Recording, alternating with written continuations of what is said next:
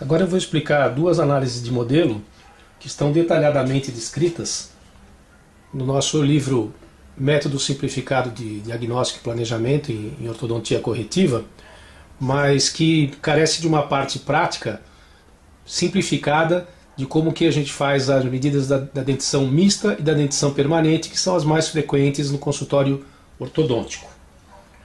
Para isso, nós primeiro vamos começar falando de algumas características de normalidade que existem em todas as oclusões, inclusive com a decídua. Existem poucas exceções em que isso muda e que fazem parte, como nós acabamos de dizer, do que é uma oclusão normal. E a gente pode usar uma dentição permanente normal como exemplo, mas nós vamos ver que essas alterações que nós chamamos de alterações de relacionamento de arco, elas indicam que os pacientes precisam de tratamento ortodôntico porque configuram uma alteração que não tem uma correção espontânea. Então, uma das coisas que a gente pode começar vendo é a relação entre os incisivos, e a gente vai usando novamente uma dentição permanente como referência, mas ela pode ser usada para as outras dentições também, mostrando que o contato dos incisivos em máxima intercuspidação, embora a gente não fique em máxima intercuspidação o tempo todo, mas a análise ortodôntica é feita com modelos de intercuspidação, existe uma relação entre os incisivos em que, se nós formos ver, existe um contato das incisais dos incisivos inferiores no cíngulo dos incisivos superiores. Portanto, não existe uma distância entre os dentes quando eles estão em máxima intercuspidação. A outra coisa é que a gente pode ver que os incisivos superiores eles cobrem aproximadamente 1/3 da coroa dos incisivos inferiores. Isso é uma outra condição também de normalidade.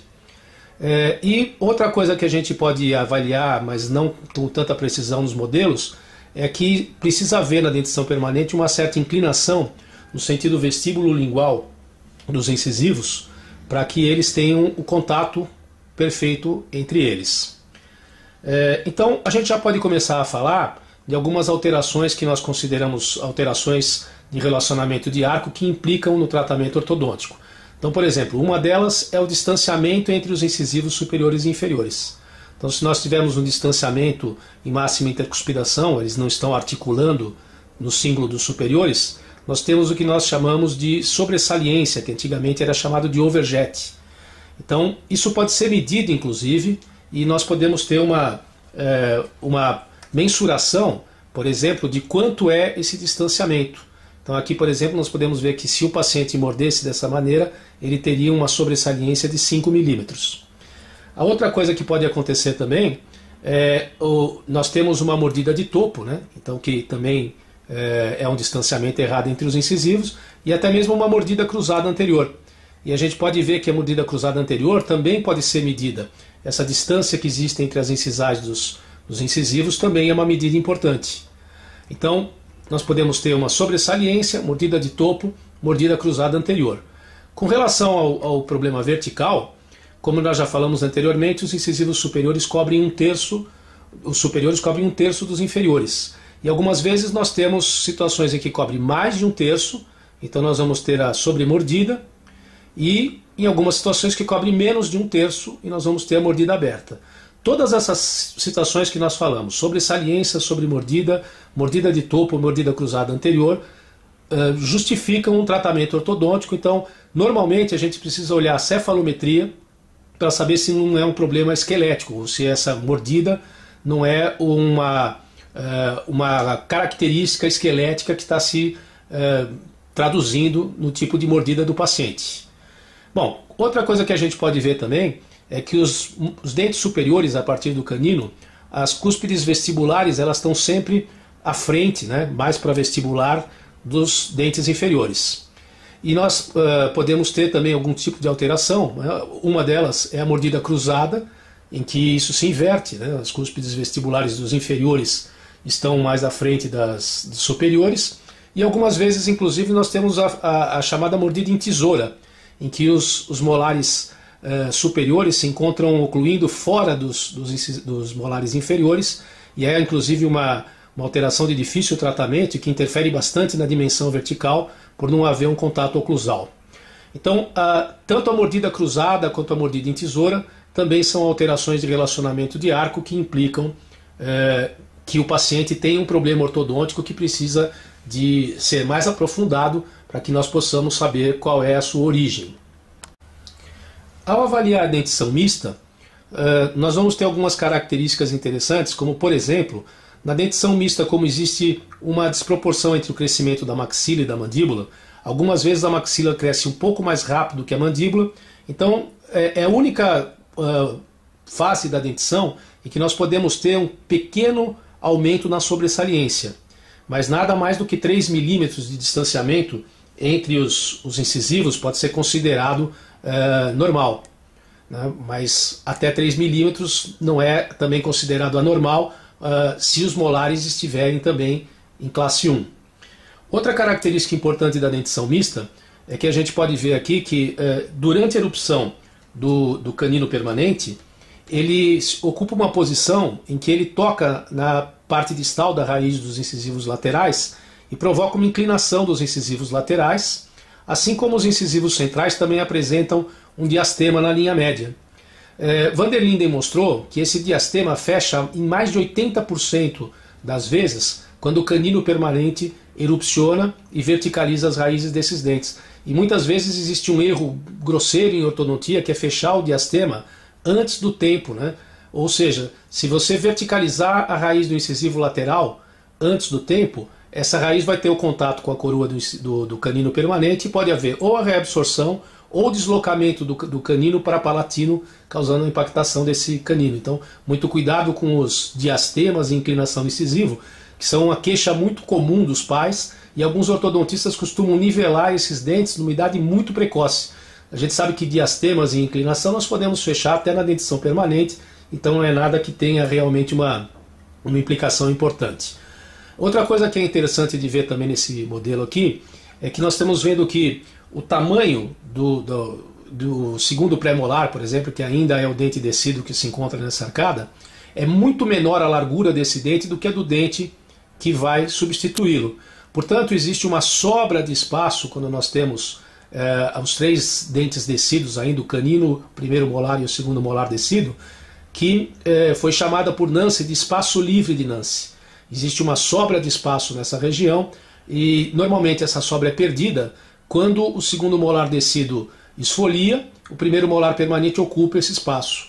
Mas muitas vezes, isso que vai ser uma coisa que nós vamos ressaltar na análise de Moyers, os pequenos apinhamentos dos dentes anteriores são tratados com muita facilidade se nós impedirmos a migração do molar permanente e não por através de expansão, que é uma coisa muito comum e que todas as evidências científicas mostram que não é estável.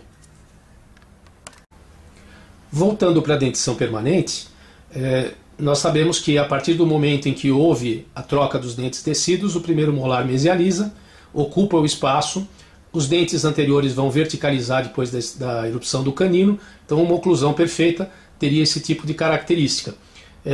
Todos os detalhes mais aprofundados estão no livro.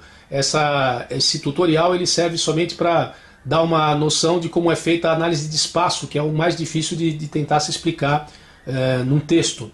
Mas é de se lembrar também que uma das coisas importantes na dentição permanente, ou pode-se dizer que a gente deveria terminar os nossos tratamentos em dentição permanente com as chaves de Andrews, né? Que entre elas estão, por exemplo, né, os pontos de contato justos, sem rotações. Então a primeira chave, pontos de contato justo, sem rotações e também sem inclinações no eixo axial do dente, os molares em classe 1, a curva de Spee leve, como nós podemos ver aqui, né? Isso é uma coisa muito importante de ver.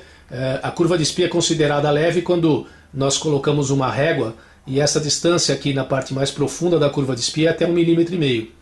Quando ela passa de 1,5 mm até 3 mm, nós temos uma curva de Spee média, mais de 3 mm é uma curva de Spee profunda. E é importante lembrar que quando nós nivelamos a curva de Spee, automaticamente os incisivos são jogados para frente. Então, quanto maior a profundidade da curva de Spee, você tem que esperar maior inclinação dos incisivos durante o tratamento ortodôntico. E é uma parte da análise de modelo da dentição permanente que não é muito levada em consideração. Tá? Além disso, As outras chaves de Andrews estão relacionadas, uma nós já explicamos, né? E tem que haver uma angulação entre as raízes dos dentes anteriores para que nós tenhamos o ponto de contato perfeito. Então o incisivo tem uma inclinação, o incisivo lateral um pouco mais, o canino bem mais, né? E é importante que as cristas marginais tenham essa alteração para que elas toquem perfeitamente nos dentes vizinhos. E a última das chaves de Andrews é o que nós chamamos erradamente de ortodontia de Torque, mas é consagrado, né? Que é a inclinação no sentido vestíbulo-lingual, para que a gente tenha o contato dos dentes inferiores de uma maneira correta. Os incisivos superiores, por exemplo, têm um torque positivo, ou seja, a coroa inclinada mais para vestibular, e a partir do canino eles têm uma inclinação mais para lingual, né? Para palatino, que é considerado um torque negativo. E esse torque vai se acentuando a partir do canino até o molar permanente. A mesma coisa acontece nos molares inferiores, né? Eles têm um torque cada vez mais acentuado negativo, e todas essas condições são consideradas como características de normalidade para que a gente tenha uma estética e uma estabilidade nos tratamentos. Considerando a análise dessa dentição mista, por exemplo, né? Nós podemos ver aquilo que a gente já disse anteriormente da presença de um incisivo, mas se nós formos aprofundar, de um diastema entre os incisivos, mas se nós formos aprofundar um pouco mais a análise, nós vamos ver, por exemplo, que, entre outras coisas, esse paciente apresenta uma mordida aberta, né? Lembre que deveria estar cobrindo 1/3 dos incisivos inferiores e ele não cobre completamente. A outra coisa que nós vamos ver aqui nessa dentição mista, que vai ser o objetivo desse tutorial, porque, como nós já dissemos, a parte específica das análises de dentições está no livro, mas o que é importante aqui é a gente ver esse tipo de coisa, né? Vocês estão vendo que ele está num estágio de transição entre a dentição mista e a dentição permanente, o segundo estágio de transição, mas a questão aqui seria, será que vai ter espaço para nascerem esses dentes aqui, que está faltando os segundos pré-molares e os caninos permanentes? Esses diastemas aqui, eles poderão compensar a falta de espaço que está aqui atrás? Então, a forma mais clássica de se fazer isso, mais simples de fazer uma avaliação dessa, é através da análise de Moyers, que nós vamos mostrar em seguida. Moyers, quando idealizou a sua análise, ele pensou no seguinte: os 4 primeiros dentes permanentes a erupcionarem são os incisivos inferiores. Então o que ele fez foi pegar uma série de pacientes que ele mediu os 4 incisivos inferiores e depois a distância que existia também da distal do incisivo lateral até a mesial do primeiro molar, que é o lugar onde teria que nascer o canino e os 2 pré-molares. E depois ele viu aqueles pacientes que tiveram um espaço suficiente, ele elaborou uma tabela na qual, quando nós medimos os 4 incisivos inferiores, nós podemos saber qual é a medida ideal para nascerem esses dentes, né? Ou seja, a partir da distal do incisivo lateral até a mesial do primeiro molar. E também essa mesma medida ele aplicou para a arcada superior. Através da tabela de Moyers, não é necessário mais medir os incisivos superiores, porque ele fez a tabela a partir dos incisivos inferiores, mas a gente tem na tabela uma distância ideal da distal do incisivo lateral até a mesial do molar superior. Então, por exemplo, se essa distância deveria ser de 25 milímetros e o paciente apresentar 23 milímetros, quer dizer que vão faltar 2 milímetros para erupcionar os dentes permanentes.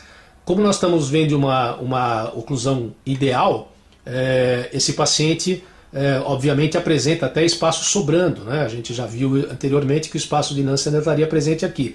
Mas no caso que nós estamos mostrando real, a ideia é saber se o espaço que tem aqui da distal do lateral até o molar é suficiente para nascerem esses 3 dentes. Mas antes de mais nada, eu queria mostrar uma coisa. Vocês estão vendo que aqui, claro, pode estar faltando, provavelmente vai estar faltando espaço para nascer os 3 dentes permanentes. Mas esses diastemas que tem aqui, eles compensam um pouquinho. Então, por exemplo, se o paciente tiver diastemas, a gente pode fazer um cálculo da seguinte maneira. Primeiro nós vamos medir o espaço que vai sobrar. Ou seja, vamos ver aqui quanto que é o diastema. Nós temos aqui entre esses dentes 3 milímetros de diastema aqui. Aqui a gente tem mais uns 2 milímetros. Tá? E desse lado de cá não existe, bom, talvez aqui, 1 milímetro de diastema. Então nós temos 3 mais 2 mais 1, 6 milímetros que vão ter de espaço sobrando aqui, se nós depois fecharmos esses diastemas. Então isso é importante porque daqui a pouco nós vamos ter uma medida de quanto falta de espaço aqui e de quanto falta de espaço aqui, mas é importante descontar esses 6 milímetros que vão sobrar. Então quando o paciente não tiver os 4 incisivos assim, sem diastema, é importante saber o que está acontecendo aqui nos dentes anteriores. Por exemplo, se tiver diastemas nós temos que descontar, e se tiver um apinhamento nós temos que descontar também. Quando existir apinhamento, a forma de descontar pode ser através de uma análise, que é uma análise chamada análise de Little modificada, que na realidade a gente teria que fazer assim. Você vê, por exemplo, que esse canino está cobrindo o incisivo lateral, a parte que falta de espaço é exatamente essa parte que ele cobre o incisivo lateral.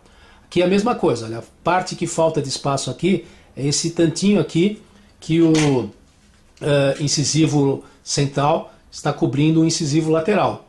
E aqui a parte que falta de espaço é essa quantidade aqui, o quanto o canino está cobrindo o incisivo lateral. Então a gente pode fazer esse desconto assim. É claro que aqui está faltando espaço, né? Então quanto falta de espaço? Eu vejo aqui o quanto que o canino está cobrindo o lateral. Então são 3 milímetros, né? Aqui, quanto que o central está cobrindo o lateral, mais 1 milímetro. E aqui, quanto que o canino está cobrindo o lateral. Né? Então, ó, 3 milímetros. Então aqui faltam 3, aqui falta 1, aqui faltam 3. Ou seja, só nessa parte anterior aqui, nós temos uma falta de espaço de 7 milímetros. Então se eu estivesse fazendo, não é o caso porque aqui é uma dentição permanente, mas se eu estivesse fazendo uma análise de Moyers, eu ia ter que ver o quanto falta ou sobra de espaço aqui atrás e saber que aqui na frente ainda também faltam 7 milímetros. Né? Então seriam menos 7 aqui e mais o que tiver acontecendo aqui atrás. Então, mais uma vez explicando, quando os incisivos inferiores, né, ou os incisivos estão alinhados, é só a medida distal do lateral até a mesial do primeiro molar. Mas se houver apinhamento, nós vamos fazer aquilo que acabamos de mostrar, ver quanto falta de espaço para o alinhamento, e quando tiver diastemas, nós vamos descontar os diastemas daquilo que nós vamos ver agora na análise de Moyers, que é a sobra ou falta de espaço para os 3 dentes que irão erupcionar. Vamos voltar então para o nosso modelo aqui. Né? Lembra que a gente está, a princípio, né, vamos ver quanto de espaço que tem nessas arcadas. Provavelmente a inferior tem espaço, mas principalmente no modelo superior, quanto vai faltar ou quanto vai sobrar de espaço nessa arcada superior. Então vamos lá, de novo, né? A gente vai começar medindo os 4 incisivos inferiores. Nós podemos medi-los através, usando um compasso de ponta seca, por exemplo. Né? Nesse caso aqui, por exemplo, o paciente tem os 4 incisivos do mesmo tamanho, né? Os 4 incisivos inferiores. Então vamos lá, vamos ver quanto que medem esses incisivos. Vamos lá na nossa reguinha. Né? Então os incisivos medem 6 milímetros. Então 6 vezes 4, 24. A somatória dos 4 incisivos inferiores é de 24 milímetros. Aqui no nosso livro existe uma tabela de Moyers simplificada, mas ela pode ser encontrada em vários lugares. Essa tabela está disponível no nosso site. Se você entrar na parte que fala de fichas e tutoriais, você vai encontrar uma cópia dessa tabela. Então você vai ver que o que a gente faz na realidade é o seguinte, né?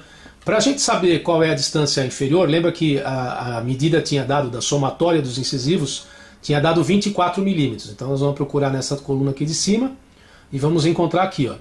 Então quer dizer assim, ó, da distal do lateral até a mesial do molar, na arcada inferior, a distância tem que ser 22,8 milímetros. E na arcada superior tem que ser 23,1. Ok? Então agora vamos ver no modelo quanto é que tem. Tá? 22,8 e 23,1. Então voltando, né? Aqui da distal do lateral até a mesial do molar tem que ter 22,8 milímetros, praticamente 23 milímetros. Né? Então agora é só a gente medir essa distância e ver o que está acontecendo. Né? Então a gente pode ver que, por exemplo, olha, da distal do lateral até o primeiro molar, nós temos 23 milímetros, ou seja, né, se precisava 22,8, nesse hemiarco não sobra, não existe falta de espaço, até ao contrário, pequena sobra de espaço. Tá? Então dá para nascer os dentes que faltam aqui. Aí vão desse lado de cá, né? Mais uma vez, aqui tem 25 milímetros. Como a gente precisava de 22,8, aqui existe uma sobra de espaço, né? Mais ou menos 1,2 milímetros. Ou seja, na arcada inferior existe espaço suficiente para que nasçam todos os dentes permanentes. Agora, lembra que o nosso grande problema era a arcada superior, né? Então vamos recordar. A gente viu que esses diastemas aqui tinham uma sobra de 6 milímetros, né? Tinha 6 milímetros sobrando.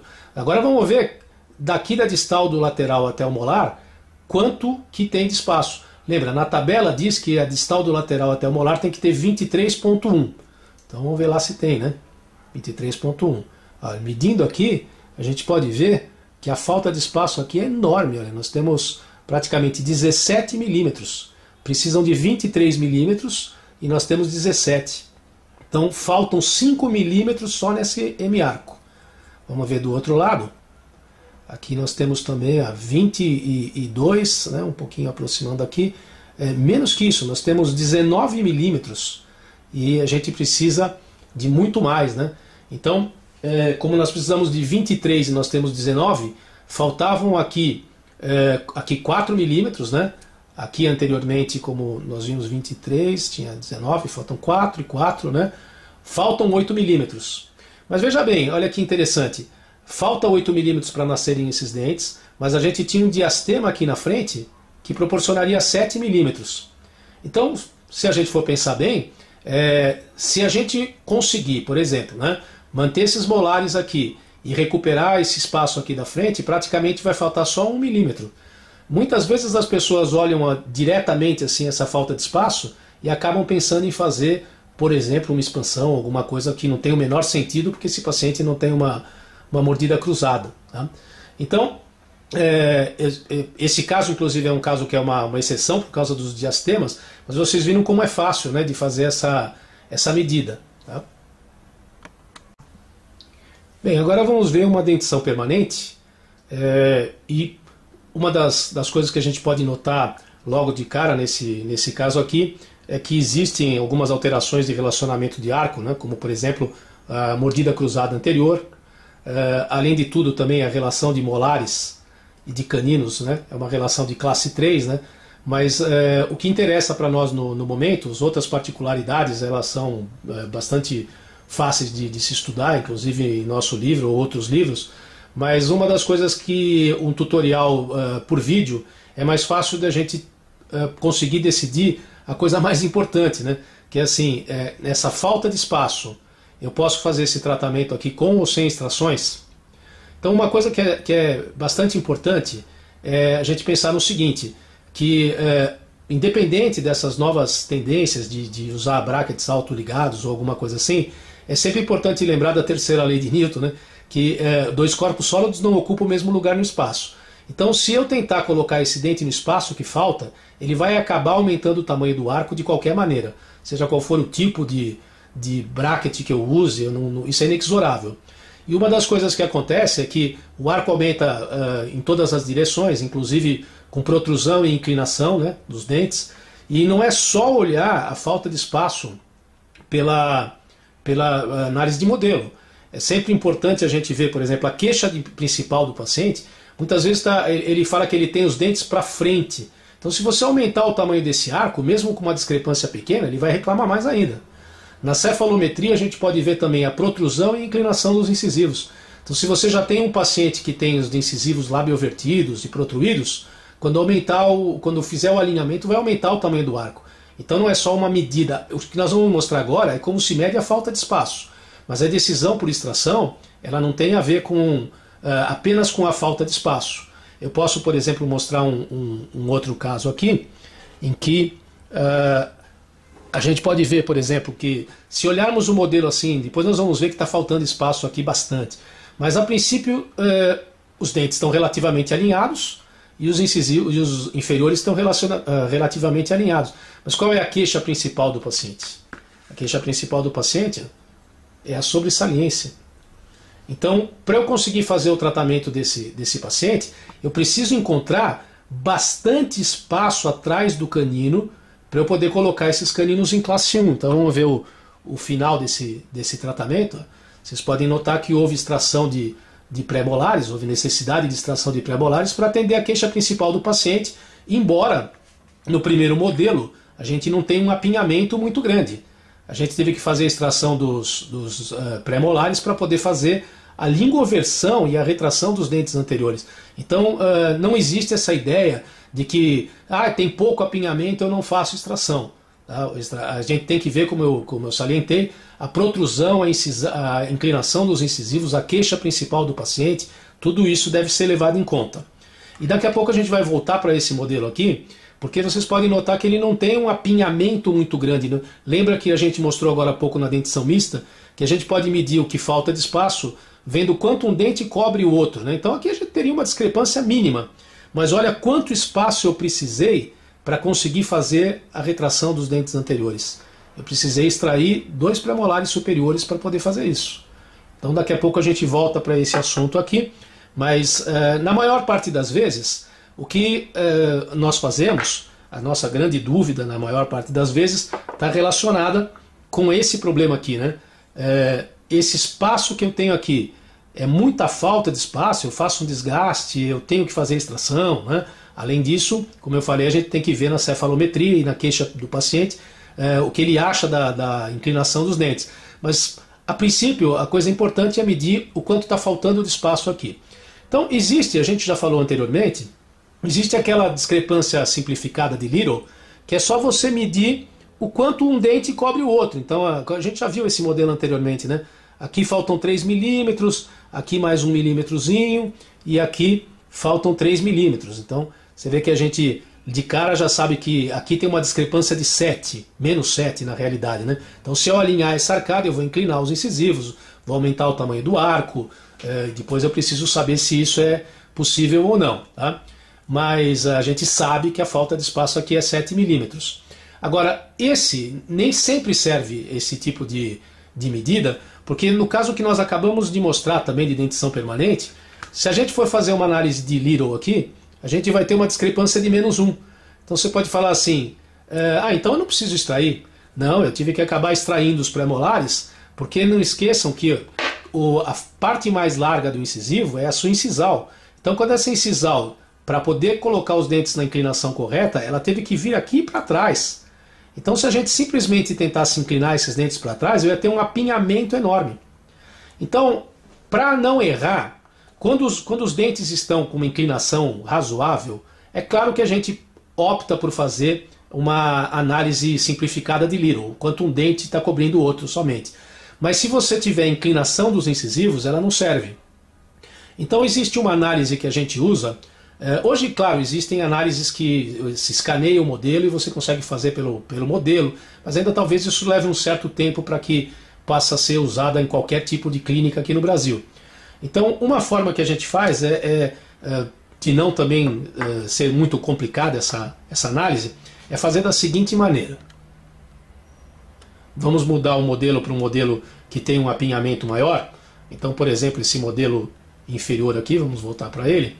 E a gente pensa na ortodontia como o seguinte, olha, o paciente ele tem esse rebordo ósseo, né? Vamos desprezar os dentes, não olhar os dentes agora, mas ele tem essa forma de rebordo que ela foi dada pela característica genética desse paciente, se ele é dólico ele é mais triangular, se ele é braque é mais quadrado, é dado pela função, a língua, a musculatura peribucal, isso é tudo muito difícil de ser mudado.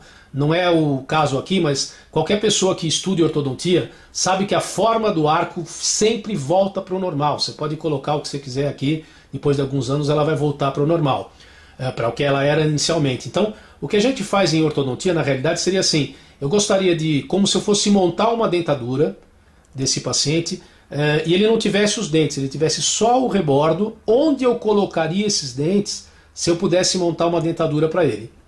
Então, na realidade, o que a gente faz é o seguinte, né? Nós costumamos fazer uma medida que a gente desconta. Primeiro eu desenho a arcada do paciente, onde eu gostaria de colocar as faces vestibulares dos dentes dele, e depois eu desconto o tamanho dos dentes para ver o que está sobrando ou faltando de espaço.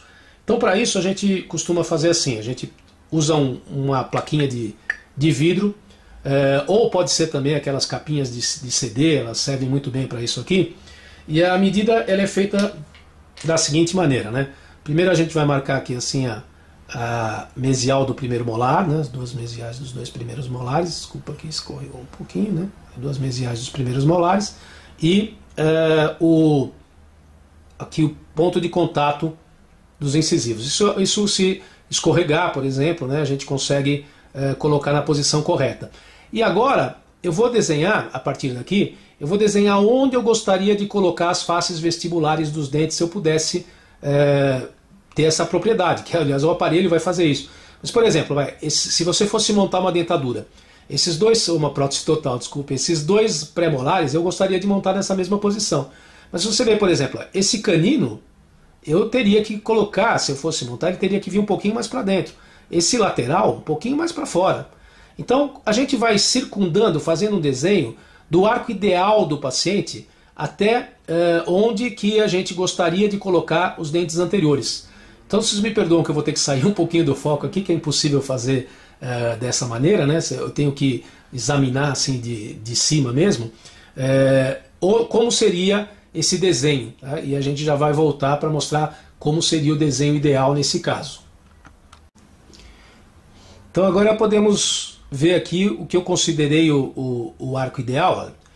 Quando eu fui desenhando, os pré-molares eu marquei na posição que eles estão agora, porque se eu fosse montar uma prótese, montaria assim. O canino um pouquinho mais para dentro, o lateral um pouquinho mais para fora, os dois incisivos estão numa posição razoável.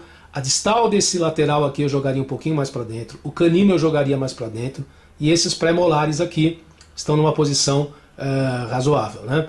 Bom, vocês veem que quando eu terminei de fazer o desenho na distal aqui desculpe que o vidrinho está escorregando aqui, né? Então, mais difícil de mostrar, mas quando eu terminei de chegar aqui na distal, eu prolonguei um pouquinho aqui. Por quê? Porque agora o que eu vou fazer? Ó? Esse aqui é o espaço, é a arcada do paciente, é o espaço que eu tenho para poder alinhar os dentes.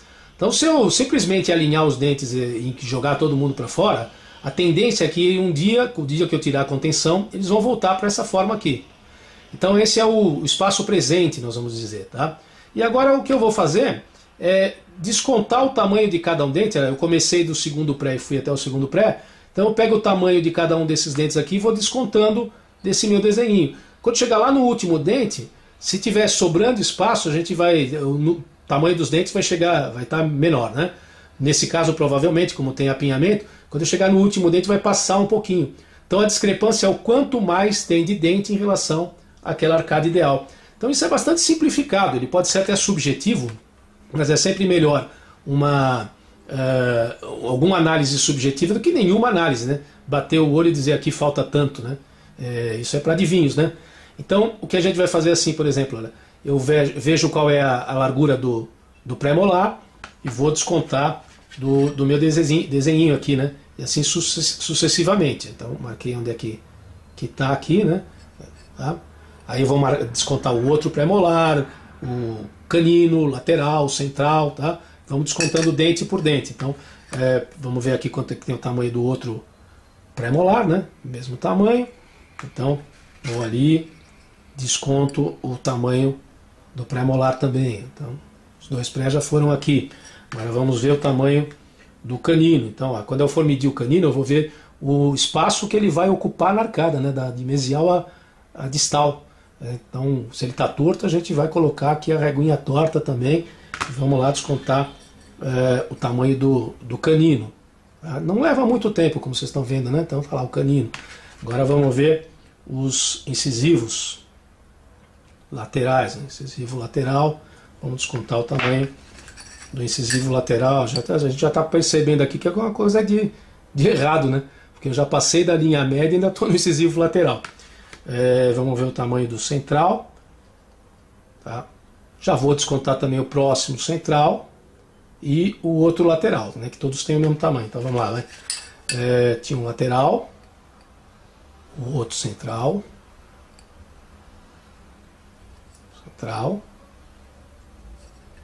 Tá? E olhando que nós já estamos chegando, né? Agora falta descontar o canino.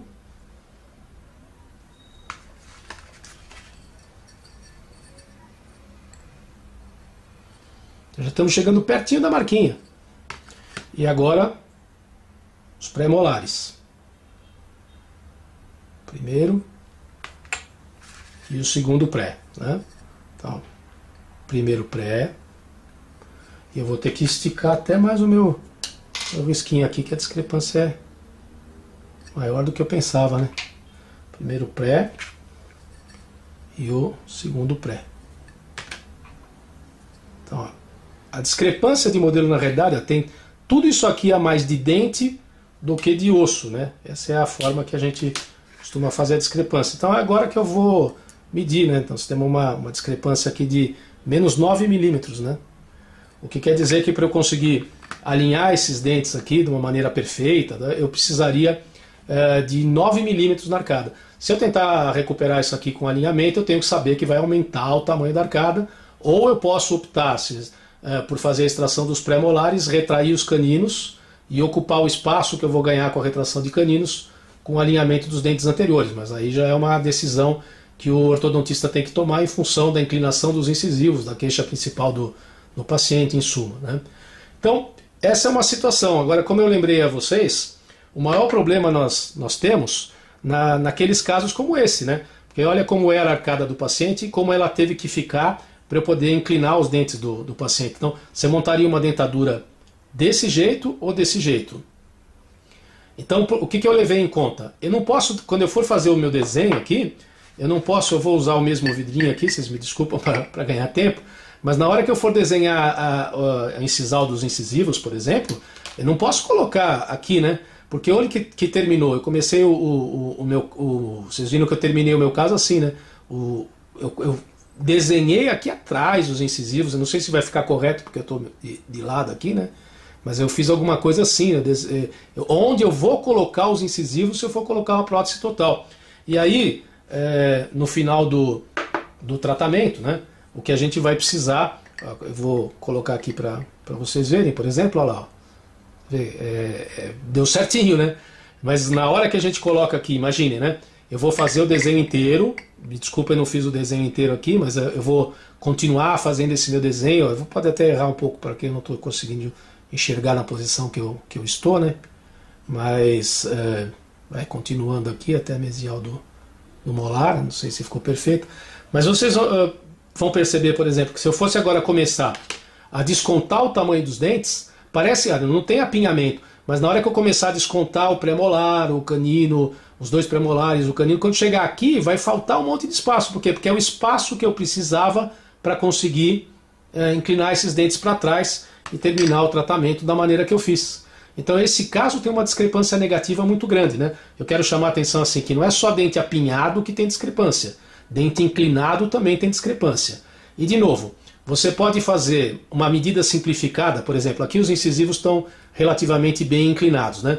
Então eu não preciso colocar o vidrinho nem nada, eu só vou lá e vou medir a discrepância direto de quanto um dente está cobrindo o outro. Mas se houver inclinação grande de incisivo, é melhor você usar essa técnica aqui, né? Ou seja, essa técnica não falha nunca.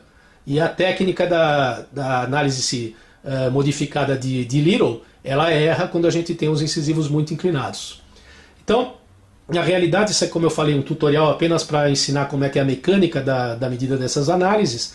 E o restante é óbvio, né, que a gente vai terminar com as 6 chaves de Andrews, como eu disse, né? Além da falta de espaço, ainda precisamos ver dentro da mecânica qual é a melhor que vai conseguir fazer com que a gente coloque canino, molar em classe 1, pontos de contato perfeitos, curva de espia acentuada ou curva de espia nivelada e assim por diante. A gente espera ter contribuído um pouquinho e estamos à disposição no nosso site, que é planejamentoortodontico.com.br, e também à disposição no site da SBOM, sboom.com.br,